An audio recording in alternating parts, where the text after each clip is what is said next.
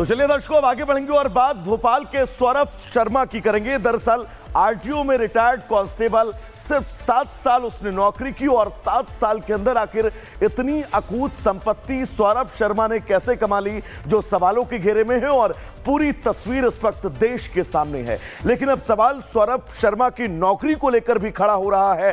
पूरी खबर क्या है और कैसे अब सौरभ शर्मा का एक एक काला चिट्ठा देश के सामने आ रहा है, इस रिपोर्ट के जरिए आपको दिखाते हैं।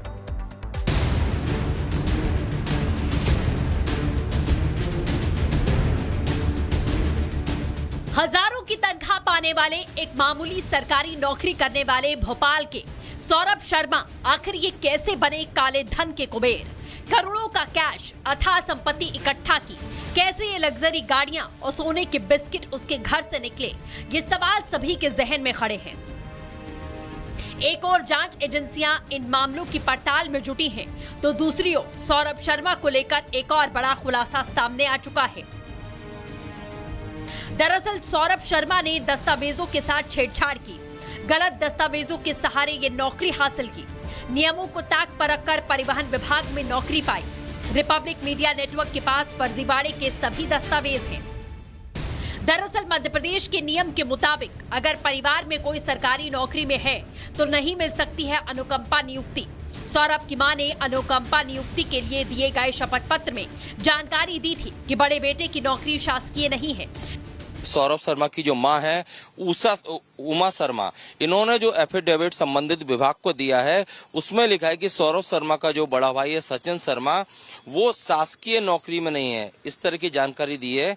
जबकि सचिन शर्मा जो है छत्तीसगढ़ में सीनियर अकाउंटेंट के पद पर है, शासकीय नौकरी कर रहे हैं। जबकि सच्चाई ये है कि सौरभ का भाई छत्तीसगढ़ में सरकारी पद पर मौजूद है और नियमों को तार तार कर सौरभ ने ये नौकरी हासिल की।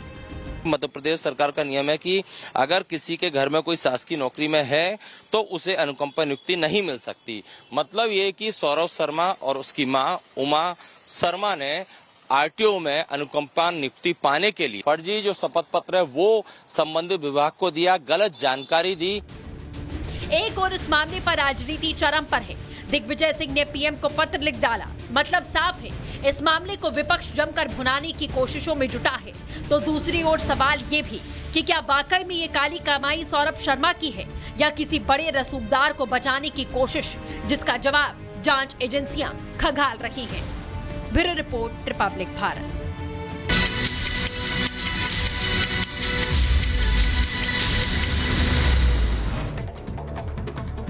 नवी मुंबई में निर्माणाधीन बिल्डिंग में लगी भीषण आग, मौके पर दमकल की कई गाड़ियां मौजूद। आग लगने की वजह का खुलासा फिलहाल नहीं। कुशीनगर में दबंगों ने परिवार पर बोला हमला, पिटाई के बाद दबंगों ने झोपड़ी में आग लगाई। एक महीने से धधक रहे हैं भद्रवाह के जंगल, आग लगने से बड़े पैमाने पर जंगलों को नुकसान। वन विभाग के कर्मचारियों के साथ साथ सेना के जवान भी अब रेस्क्यू ऑपरेशन में जुटे हैं।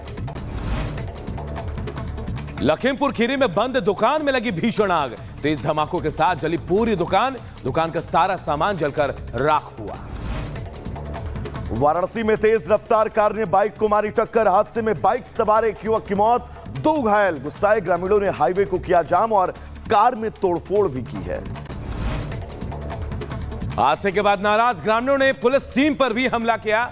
घटना के में दारोगा समेत 5 लोग घायल हुए हैं। घायल पुलिस कर्मियों को चौबेपुर अस्पताल ले जाया गया है। उत्तर प्रदेश के बहराइच में यूपी पुलिस और बदमाश की मुठभेड़ हुई है। एक बदमाश के पैर में गोली लगी। मुठभेड़ में 2 बदमाश गिरफ्तार, तीसरा बल्कि मौके से फरार हो गया। लखनऊ में पुलिस और बदमाशों के बीच मुठभेड़, 2 बदमाशों को लगी गोली, 2 बदमाश मौके से फरार। बिना नंबर प्लेट की गाड़ी से भाग रहे थे बदमाश। उधर झांसी में जमीन विवाद को लेकर 2 पक्षों में जमकर चले लात घूंसे, मारपीट का वीडियो आया सामने। पुलिस के सामने ही यह मारपीट हुई है। यूपी के मैनपुरी में जमीन विवाद को लेकर 2 पक्ष आपस में ही भिड़ गए। महिला और पुरुष के बीच हुई थी जमकर मारपीट, कई लोग गंभीर रूप से घायल हो गए। मारपीट का वीडियो भी सामने आया है। उधर उत्तर प्रदेश के बरेली में पुलिस और बदमाशों के बीच मुठभेड़, क्रॉस फायरिंग में 2 बदमाशों को लगी गोली। मुठभेड़ के बाद 6 बदमाशों को पुलिस ने गिरफ्तार किया। बाइक लूटने के लिए करते थे जानलेवा हमला। गुड मॉर्निंग भारत में आप सभी का बहुत बहुत स्वागत है। गुड मॉर्निंग भारत में बात और शुरुआत सबसे पहले उन 6 बड़ी तस्वीरों की करेंगे जिन पर हमारा पूरा दिन आज एक अपडेट हम आप तक पहुंचाएंगे। सबसे पहले बर्क संभल और जारी दंगल, क्योंकि बिजली कनेक्शन जो काटा गया था उसको लेकर आज बड़ा दिन है। वक्फ बोर्ड को लेकर टेंशन लगातार जारी है, क्योंकि वक्फ संशोधन बिल जो जारी किया जाना है उसको लेकर जेपीसी की बैठक, और इस बैठक में आज राज्य अपना पक्ष रखेंगे। दिल्ली में महिला सम्मान पर घमासान लगातार जारी है, तो पहाड़ से शहर तक ठंड का कहर जारी है। इजराइल में हथियारों का ये बड़ा मेला, दरअसल हिजबुल्लाह के ये हथियार हैं जो 4 महीने के अंदर इजराइल ने कलेक्ट किए हैं तमाम गांवों में छापेमारी के बीच, और अजरबैजान में वो मौत की उड़ान जिससे जुड़े एक तस्वीर एक खबर, क्योंकि 40 लोगों की मौत इस प्लेन क्रैश में हुई है। और शुरुआत एक बड़ी खबर से करते हैं। बड़ी खबर वक्फ संशोधन विधेयक बिल से जुड़ी हुई, क्योंकि जेपीसी की आज से 2 दिन की बैठक शुरू होने वाली है। इस बैठक को बेहद अहम माना जा रहा है और राज्य के प्रतिनिधियों से आज बातचीत होगी। उनके साक्ष्य को, उनके मौखिक साक्ष्य को रिकॉर्ड किया जाएगा। और आज बताया जा रहा है कर्नाटक, मध्य प्रदेश, राजस्थान के प्रतिनिधियों के सुझाव सुने जाएंगे। तो वक्फ संशोधन विधेयक से जुड़ी बड़ी खबर आपको बता रहे हैं। आज से 2 दिनों की जेपीसी की बैठक है। राज्य के प्रतिनिधियों के मौखिक साक्ष्य रिकॉर्ड होने वाले हैं। कर्नाटक, मध्य प्रदेश, राजस्थान के प्रतिनिधि आज अपने सुझाव देने वाले हैं। बिल्कुल अनूप, अब आगे बढ़ेंगे और बात दिल्ली की सियासत की करेंगे। दरअसल दिल्ली की सियासत में इस वक्त महिला सम्मान पर घमासान बना हुआ है। दरअसल अरविंद केजरीवाल की तरफ से घोषणा की गई थी कि महिलाओं को बहुत जल्द उनकी सम्मान राशि जो है वो जारी की जाएगी। तो अब इस सम्मान राशि को लेकर बीजेपी लगातार आम आदमी पार्टी पर राजनीति का आरोप लगा रही है। आरोप प्रत्यारोप के बीच जूझती दिल्ली की राजनीति से जुड़ी ताजा अपडेट्स क्या है, इस रिपोर्ट में आपको विस्तार से बताएंगे।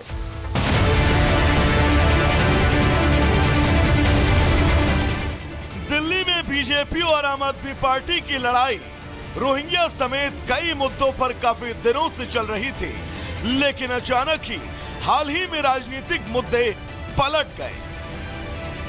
अचानक से दिल्ली में पूरी लड़ाई महिलाओं पर केंद्रित हो गई। शुरुआत